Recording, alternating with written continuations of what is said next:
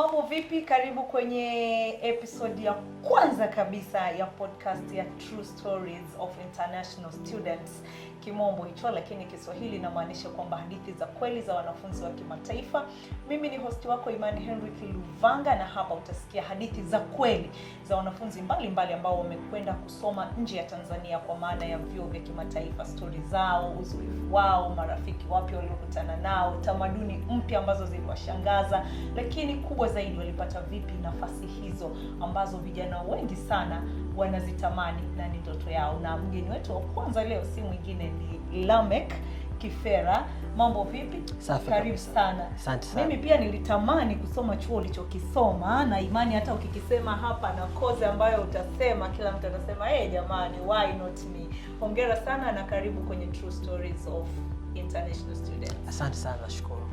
Tuambie kwanza kwa kifupi kuhusu wewe.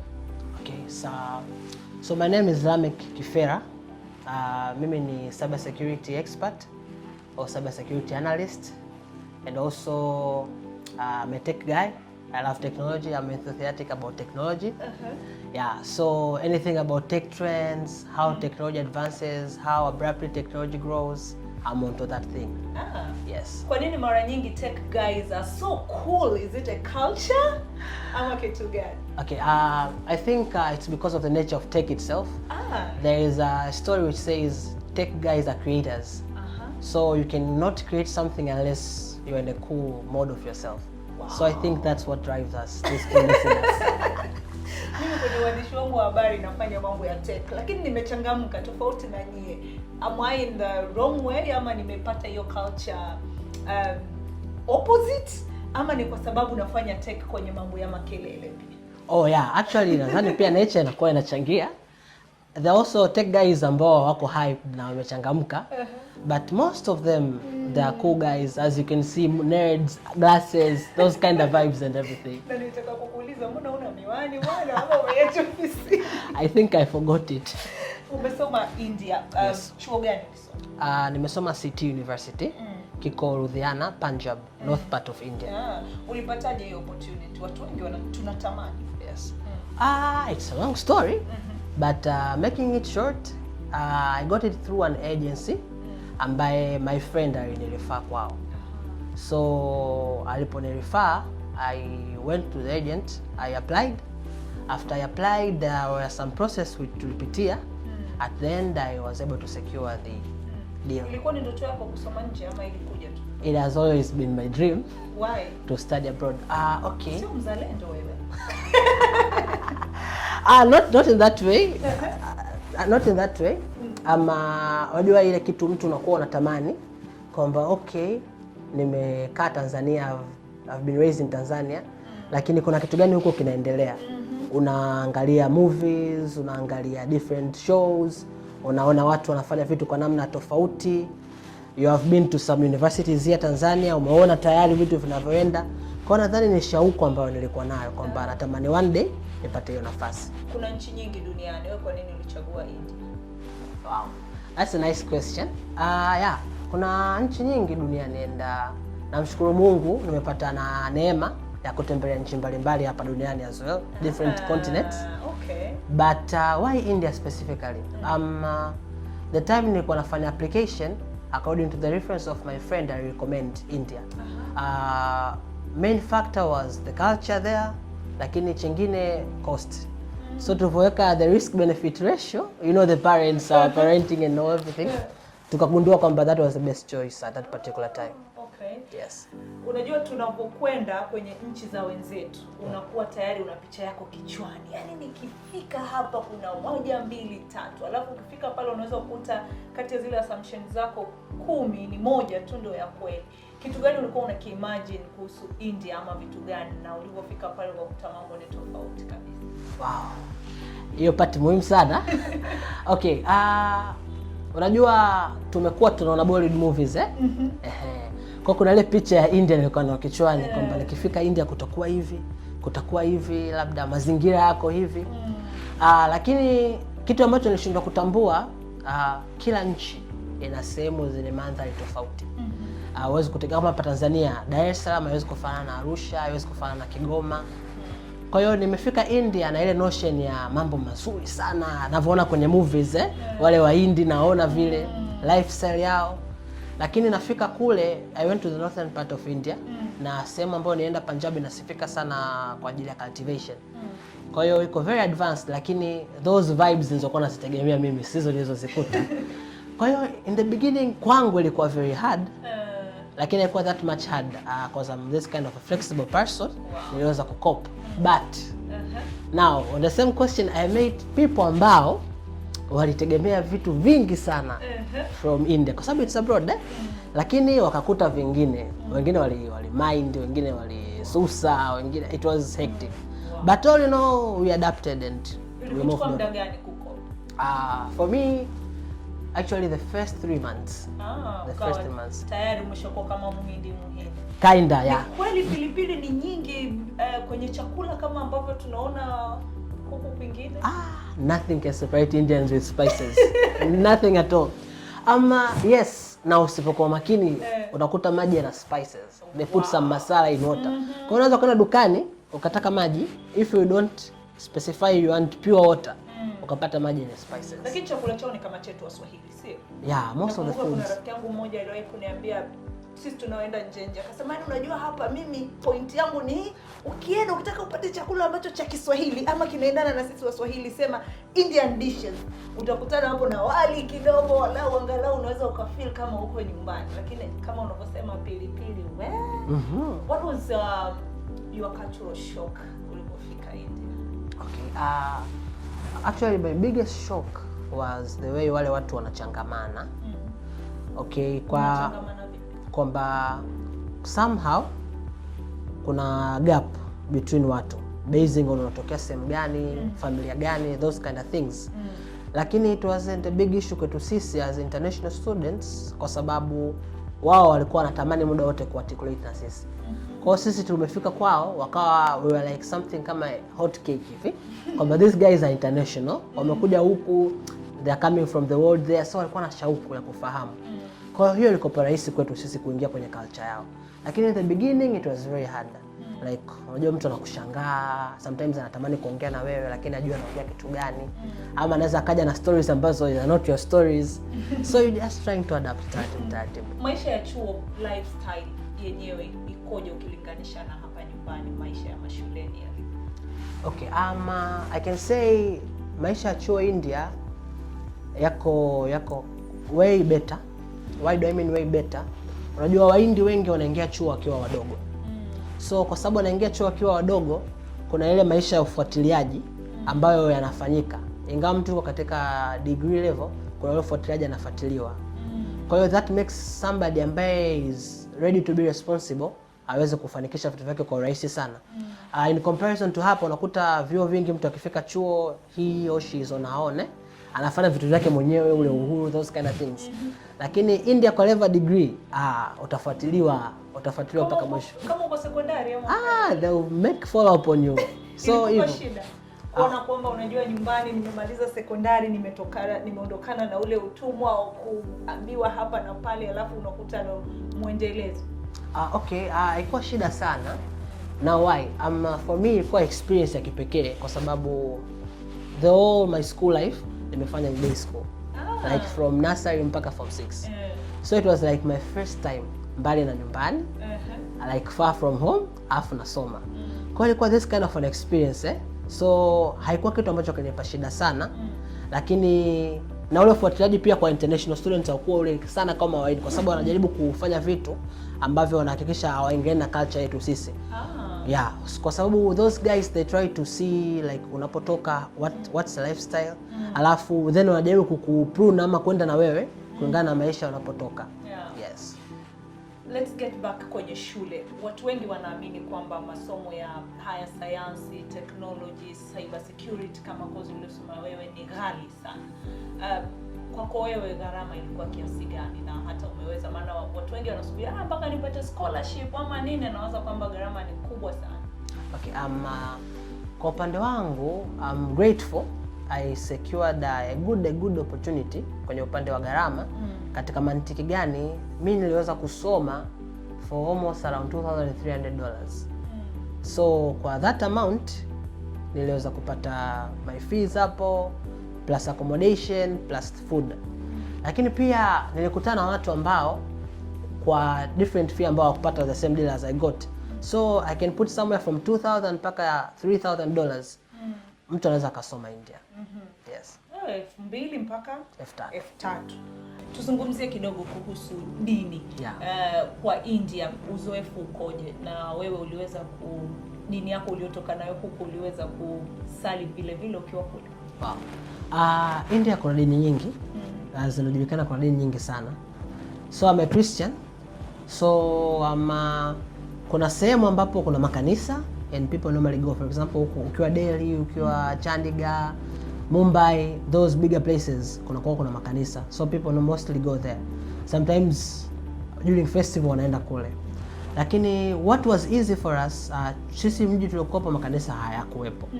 So what we did as international students, we organized the fellowship. So it's called City Fellowship. So we started like 2019. So by the time tumeondoka bado inaendelea. So chuo kilitu support. Wanaheshimu sana culture of the people, as I said before. Kwa hiyo walitupatia ukumbi.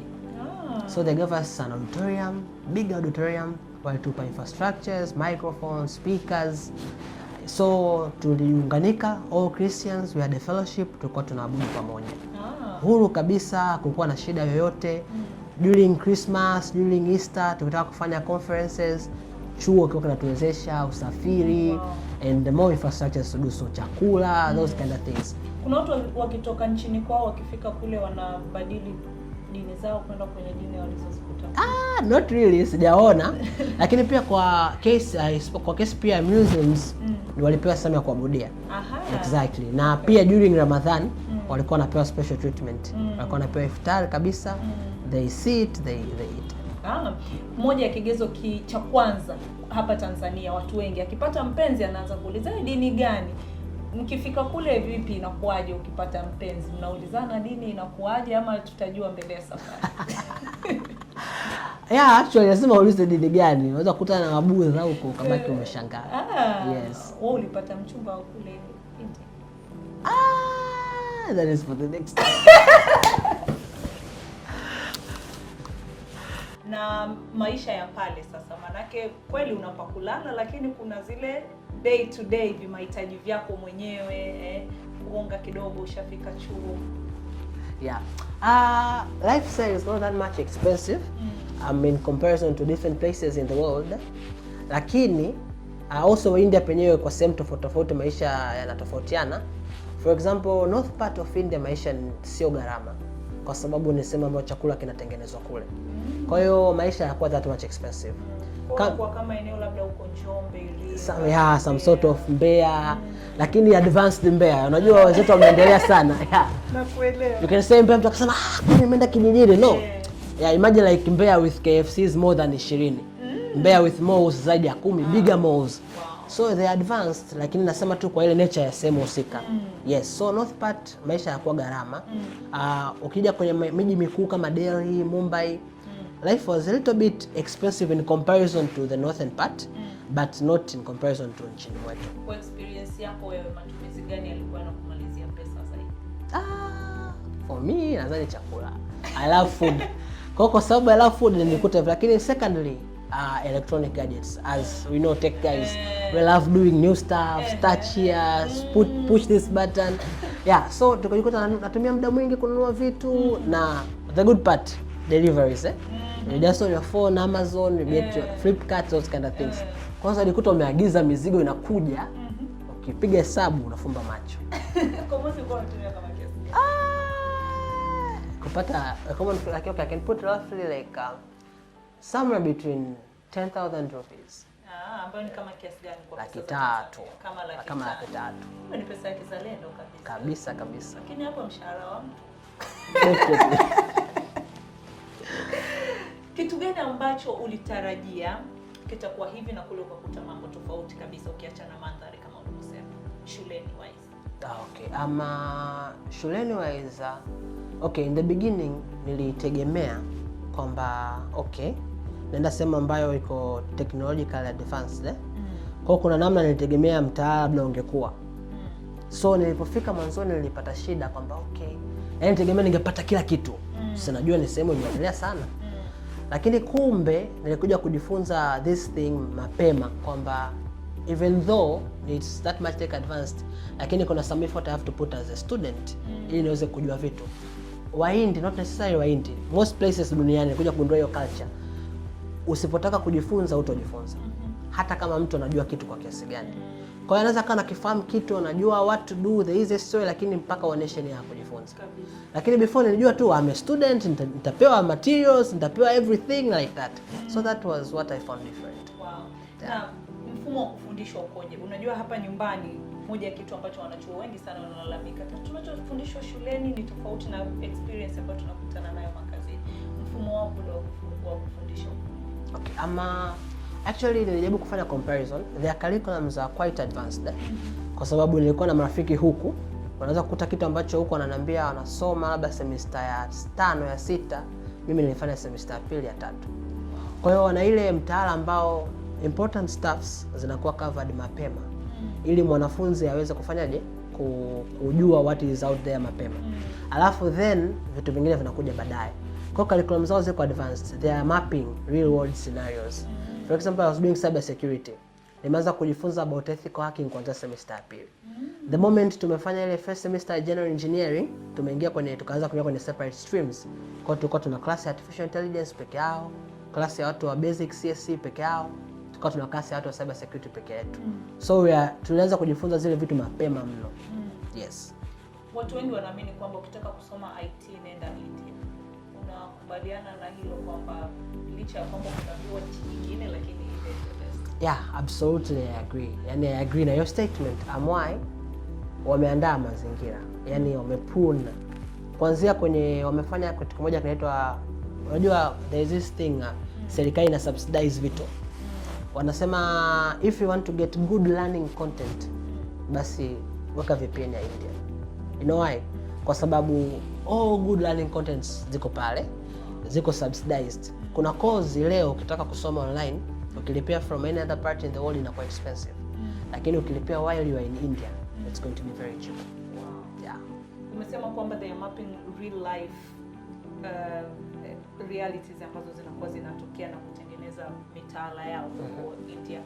Kitu gani ambacho unaona kweli this was unique thing ambayo nimeipata from India na hata maybe ningeenda nchi nyingine ama hata ningesoma nyumbani maybe I couldn't get this? I think okay, let me speak from the scope ya course yangu. Nilijifunza kitu kimoja. Those guys before ya kufanya uspecialize kwenye kitu kimoja wanakupa varieties like okay, you are a tech guy, yes you want cyber security, but there is artificial intelligence, have a look on it. Oh, you have checked, okay, what do you want to do, okay, what can you do you still want to be where you are or you can have a shift Kwa hiyo watafanya ambao they want to make you very flexible. Na hii inasaidia in what manner, kwa sababu tupo kwenye dunia ambayo technology is abruptly advancing. Kwa leo kesho might be in cyber security field, lakini artificial intelligence is entering there. Kwa kama sikupata good basics from the beginning, itanitaka mimi sasa hivi naanza kufanya. Kwa hiyo based on that culture, the way they have scoped out, they have tried to make somebody to be more flexible, inakuwa inarahisisha sana. Lakini in addition to that, apart from the curriculums, wana activities like hackathons, some challenges whereby university students from different parts they meet. I was from City, but I was meeting guys from IIT. IIT, they're the best tech universities in India. So I was meeting those guys, getting to know what are they studying, why are they regarded as the best university in India. So that was very nice. Wow. Chuoni kuna ups and downs. Kipindi gani kigumu umeshawahi kupitia ambao ukasema kwa nini nilikuja India jamani? Wow. Okay. In the beginning, when I was starting my degree, there are a couple of things that were very hard. How do I put it? As in, I was coming from a background that I didn't do mathematics. I did PCB, by the way, and I was in engineering field. And I remember now, let me tell you this story. I learned it the hard way. Once on the reason why I opted the university in India was that what I wanted to do it here, I couldn't do it because of my originality, the causes and everything. So I got it in India, and I was very mad, like, why these people here, they're denying me to do this course while I qualify. Now after I reached India now, I did engineering, so I didn't have mathematics. It was very hard for engineering mathematics in the beginning. Now that's when I came to realize, okay, that's why in my country they don't want this. But now, okay, so as long as I wanted it, I got approval to do this, then I have to pull my socks and make sure I do it, because I have people to prove wrong back from home. So yeah, it was hard in the beginning, but later I coped up. I pulled up my socks and I did it. Uliwezaje kuvuka? Mimi labda ningebadili course. Ushasema wamenipa mingi, ningeangalia wapi hakuna mahesabu mengi Yeah, again, kitu kimoja kilichonisaidia were the people that I met. Na shukuru, I got friends, I made friends earlier in my course. So cause most of them, they had experiences with those kind of things. So through them I learned from them. So ilikuwa rahisi kwangu mimi nijifunza kutoka kwao. And yeah, that was a trick. But another thing was passion. As you said, watu wengi hubadili course. Wanatumia flexibility kama an advantage of that. As in, okay, I can change anytime. So nakuta mtu ameingia course na jump aenda course. So I was passionate with what I wanted. I knew nataka kitu gani. I knew baada ya miaka mingi nataka nifanye nini. Kwa hiyo kila siku nikikumbuka nataka nifanye nini baada ya kumaliza masomo yangu, ili nilazimu mimi kuongeza nguvu zaidi na zaidi, kutafuta njia mbadala kwa marafiki zangu, kwa ma lecturers wenyewe. Yeah, that's it. Kuna myth nyingi sana kichwani kwa watu kuhusiana na quality ya elimu ya India. Wengine wanasema kwamba ni sehemu ambayo ni cheap, watu wanaenda kutafuta elimu kwa bei rahisi. Wengine wanasema kwamba sio top quality kwa upande wa education, na wengine wanaamini kwamba ungeweza kusoma IT online kwa sababu kuna kozi nyingi mtandaoni, utakiwi hata kwenda India. Wewe unamwambia nini mtu ambaye anaamini myth kama hizo? Okay. You know, people with myth, it's very difficult to kubadilisha. Lakini one thing I can say, hebu angalia top tech companies duniani. Angalia CEOs wake. You'll find most of them are Indians. Alafu jaribu kuangalia wameanzia wapi. Yeah, you can say they have masters from Harvard, masters from Stanford, but most of them, they did their education from India. Speaking of Sundar Pichai and others, walianzia India. These are the products of IITs I was talking about and other universities. Kwa hiyo, they have good education. You know, sometimes something being cheaper does not mean it is bad. But it is cheaper in a sense kwamba their government, perhaps rather organizations, they have invested much onto it. Kwa hiyo kuna watu ambao wamebeba huo mzigo wa cost ili kunufaisha watu wengine wafanyaje waweze kusoma kwa urahisi. Kwa hiyo cheaper in a sense kwamba sio kwamba cheaper ni kitu kibovu ama cheaper ni not of quality, lakini cheaper in a way kwamba kuna watu wamechujua umuhimu wa elimu katika nafasi hiyo, wakapunguza gharama ili kuhakikisha kila mtu anapata. Kwa hiyo it's the best place. Watu wengi wanaposoma, naamini hata wewe baada ya kumaliza uko unawaza kwamba natamani nipate kazi, kama sio kupata kazi niangalie fursa gani zipo ambazo na mimi naweza kuleta mchango wangu. Niambie soko la cyber security likoje duniani na hata hapa uliporudi nyumbani? Cyber security ni uwanja mpana sana. Ni eneo ambalo lina uwanda mkubwa sana. Na right now teknolojia inavyoendelea kukua kila itwapo leo, pia umuhimu na uhitaji wa cyber security experts unaongezeka. 2024 nilikuwa nasoma article moja ilikuwa inasema ajira zitaongezeka kwenye cyber security kwa asilimia kama 120 by 2025. Na nilikuwa chuo that time, sikuwa naelewa na maanisha nini. Now nimeweza chuo coming to market, nimekuja kugundua kwamba kweli wako watu, kuna ma experts sasa hivi tupo in the market, lakini bado market inahitaji watu wengi sana in this field. Kwa hiyo kuanzia duniani kwa ujumla, you can go to LinkedIn, you can just search it out. Utagundua kwamba uhitaji unaongezeka kila itwapo leo. Na kuja nchini mwetu pia Tanzania, bado kuna taasisi, mashirika ya umma, yasiyo ya umma yanahitaji watu wa cyber security. Baadhi ya watu ndoto zao pia ni wakisoma India basi waajiriwe huko. Kuna fursa za ajira pia huko? Okay. Ajira zipo India, lakini pia kwa upande mwingine it depends kwa sababu ya policies ambazo India wameweka. You know, India ndio nchi yenye watu wengi sana duniani. Imeshaipita China. Imewapiku China ina people about 2.4 something there billion. So kwa sababu hiyo kuna demand kubwa sana ya kazi kule. Kwa hiyo mtu anaweza akasecure job in India. Ukiwa na good skill set, ukiwa una experience nzuri, unafanya vizuri, unapata kazi. Is it easy? Not that much easy, but it is possible. Okay. Yeah. Turudi kwenye maisha. Baadhi ya watu wanaamini kwamba India ni pachafu, pana ubaguzi, maisha pia ni magumu. How was it to you nje ya chuo? Okay. Speaking of the myth ya uchafu, ukiangalia statistics kweli India inaongoza kwa uchafu, lakini unajaribu kucompare kulingana na watu kiasi gani. Kama nilivyosema, India na watu wengi tayari. Kwa hiyo leo ukifanya statistics ya sehemu yenye watu labda 2000 na sehemu yenye watu 10,000, ukaja ukasikia kuna watu 4000 labda mfano hawana vyoo, utakuja kugundua kwamba watu 4000 katika 10,000. Alafu huko kwenye ambao kwa 2000 labda ni watu 1500 katika 2000. Kwa hiyo ukisikia 1500 utasema ni chache. Lakini ukiput in terms of ratio utagundua they are way better. So there are places, yes, which they're not that much good. There are slums, mazingira sio mazuri, lakini most of the places they are neat and they are good. Yeah. Na coming to swala la ubaguzi, hilo swala lipo kila sehemu. Unajua wanasemaga ingekuwa bustani na maua ya rangi moja basi isingependeza. Lakini utofauti wa maua kwenye bustani ndio unafanya bustani inafanyaje, inakuwa inapendeza. Yeah, and utofauti huo sasa ndio unasababisha mtu akija anataka jekundu, wa jekundu, mwingine wa njano. So swala la ubaguzi lipo kila sehemu, lakini to some parts na some places. Ulikutana na? Kwa mimi siku experience, or rather naweza ngasema I disminded, kwa sababu when you know what you want in a place, there are some things which you dismind. Yeah, lakini also ni what do you regard as ubaguzi. You get it, eh? Yeah. So just wewe mwenyewe unavyochukulia kitu pia.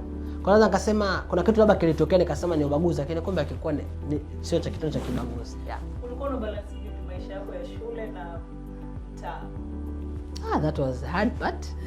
The hard part as in how mimi ni mtu ambaye napenda sana multicultural activities. Yes, as I said, I've traveled different places. Kwa napenda sana sehemu ambapo kuna cultural exchange, those kind of things. Kwa nilikuta naingia kwenye vitu vingi sana, lakini at the same time natakiwa ni baki kwenye the main goal kwamba I'm a student, I have to get good grades, I have to get good marks, I have to know what I have come to do in India, ni faulu, nifanye vizuri hivyo. Ulikuwa ukienda sehemu gani kwa mfano Sabata? Not Bata necessarily. So I was a fan of football. Yeah. I was playing football. Kwa hiyo nilikuta nasafiri different states because of football.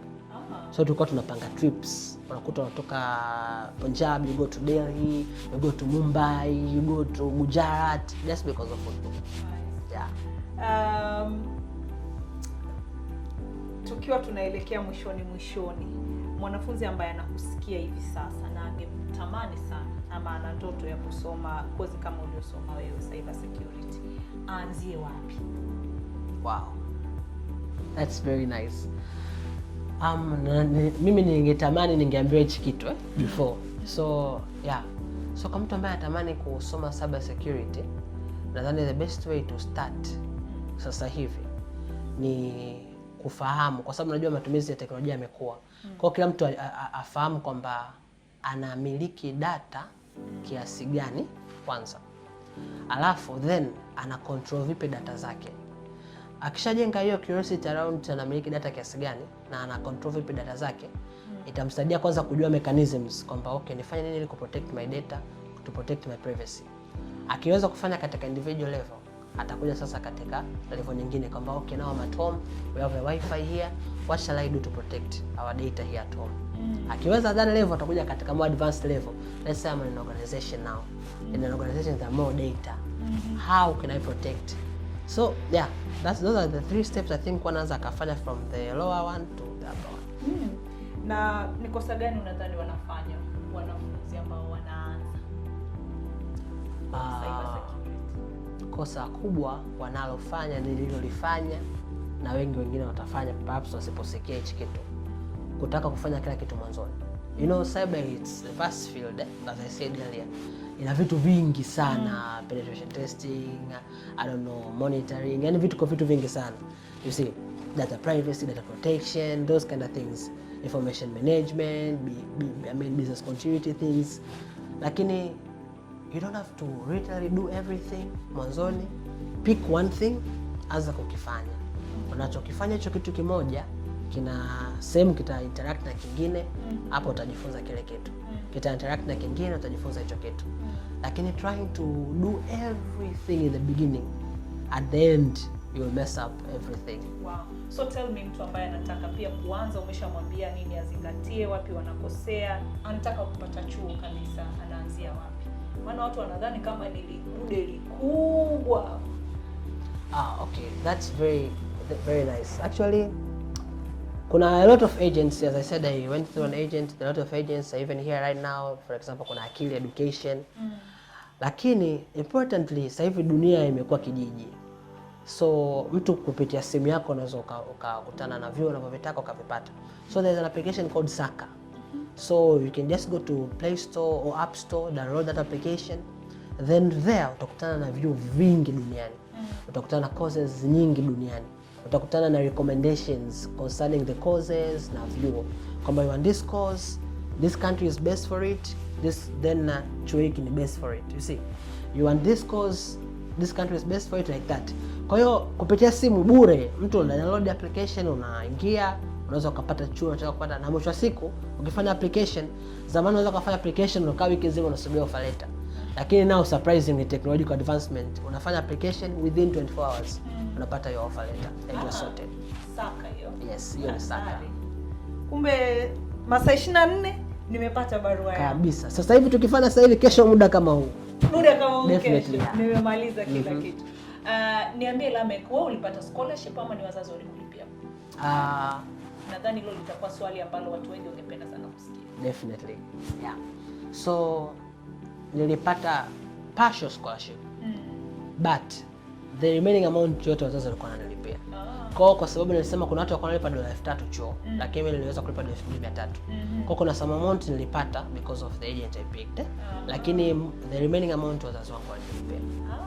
Yes. Basi yule agent wako inabidi utuambie na sisi tuone namna gani mambo yanaweza kuwa mazuri. Unajivunia nini baada ya kurudi Tanzania na degree yako ya cyber security? Wow, that's nice. I'm very happy. I'm very happy kwa sababu I'm living my dreams, I can say so. Ni kitu ambacho nilikuwa nakitamani, nakipenda, naangalia movie, naona tuko na hack pale, natamani na mimi siku moja nibonyeze like that. Kwa hiyo najivunia hicho kitu na namshukuru Mungu sana for the name and everything kwa sababu ilikuwa rahisi. Yes, lakini importantly kurudi Tanzania, kukutana na my community, na kuna watu ambao they're not in India, walikopo huku nimekutana nao, they are cyber security experts as I am. Najifunza kutoka kwao, they are learning from me, so I'm happy for myself as well as the occupation itself. Thank you so much Lamek. Binafsi nimeenjoy sana na nimejifunza sana kuhusiana na safari yako ya shule ya elimu, na imani hata ambaye anatusikiza na kututazama atapata kitu kikubwa sana. Asante sana kwa wewe ambao umetusikiliza na kututazama kwenye podcast yako pendwa kabisa, True Stories of International Students. Kama ambavyo umemsikia Lamek, utakuwa umeona kabisa hizi ni true stories ambazo hazijawa filtered kabisa. Kwa hiyo stay tuned, baada ya episode nyingine nyingi sana zinakuja. Utaweza kusikia uzoefu wa wanafunzi mbalimbali ambao wanasoma ama wamekwisha soma vyuo mbalimbali vya kimataifa. Kama nilivyosema, mazingira, maisha darasani, uzoefu wa kufundishwa, lakini pia impact yao baada ya kumaliza masomo yao. Mimi ni Imani Henry, tupatane tena.